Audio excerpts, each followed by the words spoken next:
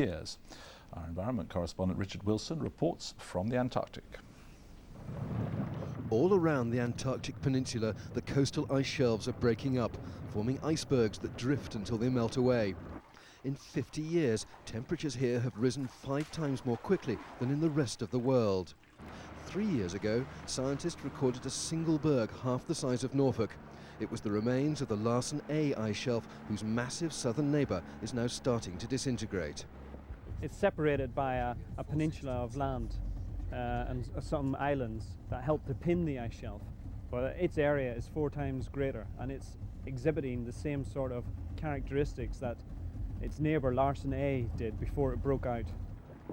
The penguins adrift on this berg live in a fast-changing world. 5,000 square miles of ice shelf have already disintegrated. The Larsen B could add a further 8,000 square miles of ice to the total. It's actually 2 seaheads, because there's another one there. Now grasses are colonising this once frozen and rocky shoreline. 5 years ago, this ground was barren. It's a surprise. I mean, it's a logical process given that temperatures are changing, but it's quite impressive to actually be able to see it in front of you. These can be harsh conditions for the scientists monitoring the changing climate. The summer will soon turn to the long winter freeze, and what happens here next could affect weather patterns worldwide. Scientists fear that the massive ocean currents that move off the ice shelves could slow or stop, causing climate switches everywhere. For Britain, this could mean severe disruption to the Gulf Stream, which keeps the weather untypically warm for a country so far north. The breakup of the Larsen B is just the latest in a series of similar events in Antarctica. As the climate gets warmer, this frozen wilderness is changing fast, and with consequences that could prove disastrous for humanity. Richard Wilson, BBC News, Antarctica. They were once dished out like Smarties, but now doctors have learned to treat tranquilizers. She's a clone of an adult sheep and genetically identical.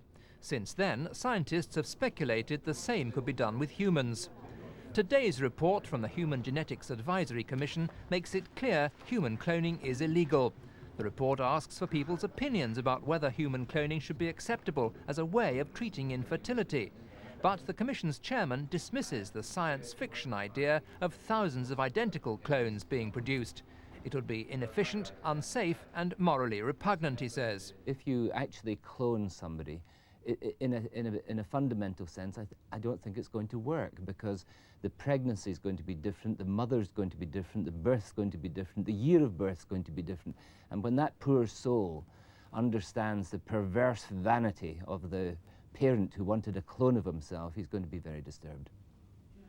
This American, Richard Seed, has said he wants to offer the cloning technique to infertile couples, but Sir Colin called him wild and irresponsible. There is one area where the technique might be valuable and more acceptable, producing tissues like skin, for example, which could be used to treat people with burns.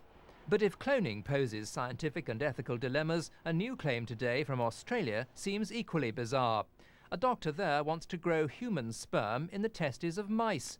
He says it could help some forms of male infertility, though he hasn't yet got the funding or the final ethical approval for the research. James Wilkinson, BBC News. Queen Mother is